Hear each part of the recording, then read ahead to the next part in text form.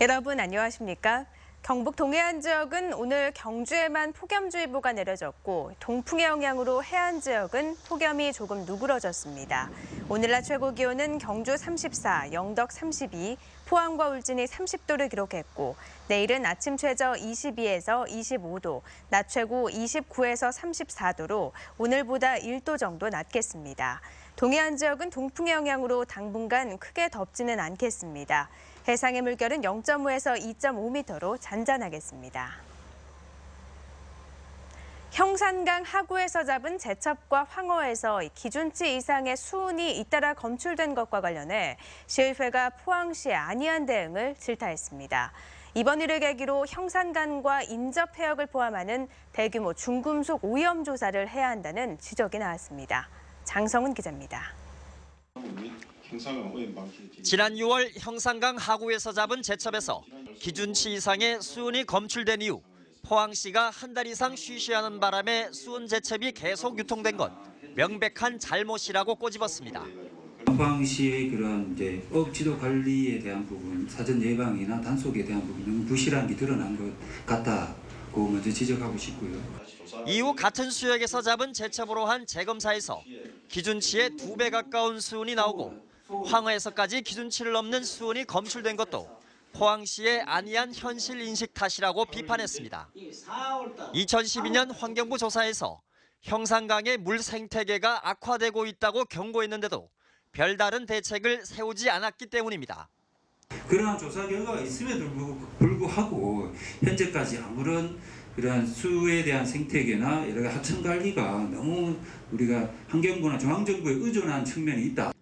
특히 회유성 어종인 황어의 수은 오염은 형산강 전체가 오염됐을 가능성도 배제할 수 없는 중대 사안인데도 너무 가볍게 여긴다고 질타했습니다. 황어는 그냥 보통 분들께서 낚시를 하고 즐기기 위해서 하는 거지 그걸 먹고 식용을 하시는 건 거의 없는 걸로 알고 있습니다. 황어 잡아가 안 먹는다. 이게 아니라 황어가 왜 오염되느냐. 그럼 다른 것도 오염됐을 때 다른 것도 못 먹는다. 황어 잡아 먹는 사람도 있어요. 그러니까 지금 집행과 너무 좀 이렇게 답변이 조금 문제가 있는 것 같습니다. 죄송합니다.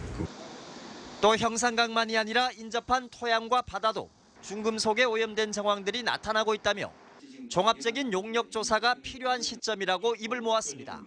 울산 같은 경우에는 태화강이 저희들 지금 형산강보다도 더 이렇게 죽었었거든요. 그 당시에 그랬는데 살려냈듯이 저희들도 그런 이렇게 출가를 저는 새롭게 시작하는 게 맞지 않느냐.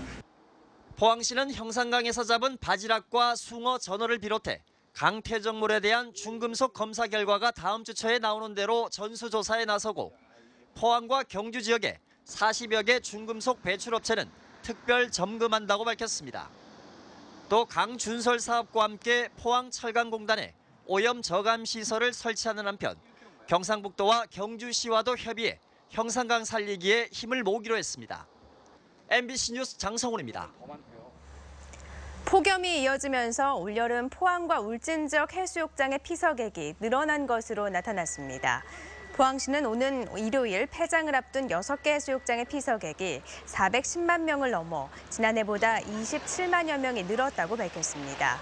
울진 지역 7개 해수욕장의 경우 15만 2천여 명의 피서객이 찾아 지난해보다 5% 늘었습니다. 포항시는 포항국제불빛축제 등 다채로운 축제 행사를 열어 피서객이 늘었다고 밝혔고 울진군은 워터피아 페스티벌 개최와 오토 캠핑장 조성으로 가족 단위 피서객이 늘어 올여름 피서객이 증가한 것으로 분석했습니다.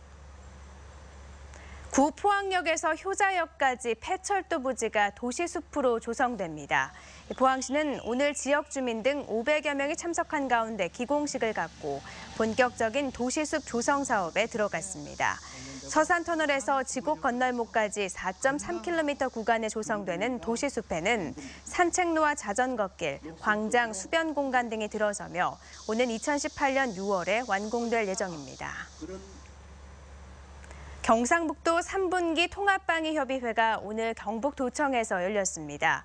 오늘 협의회에는 김관용 경북지사를 비롯해 김웅규 도의회 의장, 권흥구 국정원 대구지부장, 서정천 54단장, 조희현 경북경찰청장 등 위원 30여 명이 참석했습니다.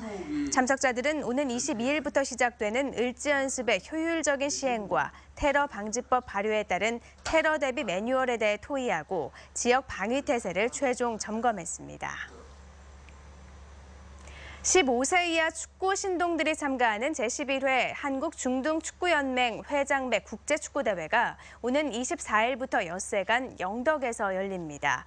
국내 8개 팀과 영국, 독일, 일본 등 외국 8개 팀이 출전하며 작년 대회 우승팀인 스페인 아틀랜틱 빌바오와 중국 상하이 시픽 FC의 개막전을 시작으로 조별리그와 본선 토너먼트를 거쳐 결승전까지 모두 42경기를 치릅니다. 국내 4개 팀과 일본 2개 팀이 참가하는 14세 이하 대회도 함께 열립니다.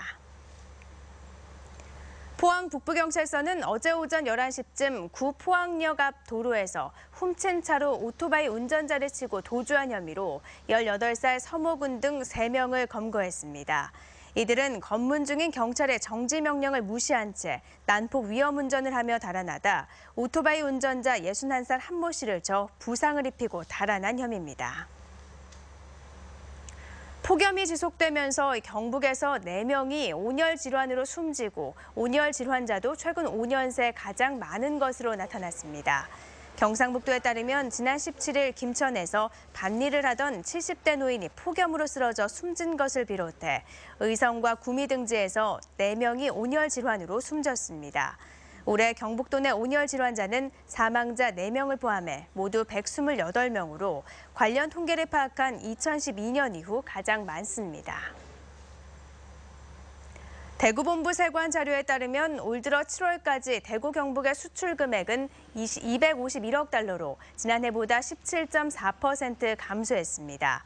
이는 지역 주력 업종인 전기 전자제품과 경공업품, 철강 금속 제품의 수출이 부진했기 때문입니다. 수출이 줄면서 무역 수지도 161억 달러로 지난해보다 22% 감소했습니다. 동국대 경주 캠퍼스는 교육부와 한국대학교육협의회가 추진하는 2016 고교 교육 정상화 기여대학 지원 사업에 선정됐다고 밝혔습니다. 과도한 경쟁을 막고 대입 전형 간소화와 학생부 종합 전형의 발전을 유도하기 위해 도입된 이번 사업에는 동국대 경주 캠퍼스 외에도 전국 10개 대학이 선정됐습니다. 동국대는 4천만 원의 사업비를 지원받아 참여 대학들과 대입 전형 운영 현황을 공유하고 진로 진학 상담관 운영 프로그램 등을 시행하게 됩니다. 경상북도는 추석을 맞아 다중이용시설에 대한 대대적인 안전점검에 나섰습니다. 이번 점검은 관련 공무원과 민간 안전자문단이 참여하는 합동점검반을 구성해 대형 판매시설과 여객시설, 공연시설 등에 대해 오는 26일까지 일제 점검을 실시합니다. 이상으로 포항 MBC 이브닝 뉴스를 마칩니다. 고맙습니다.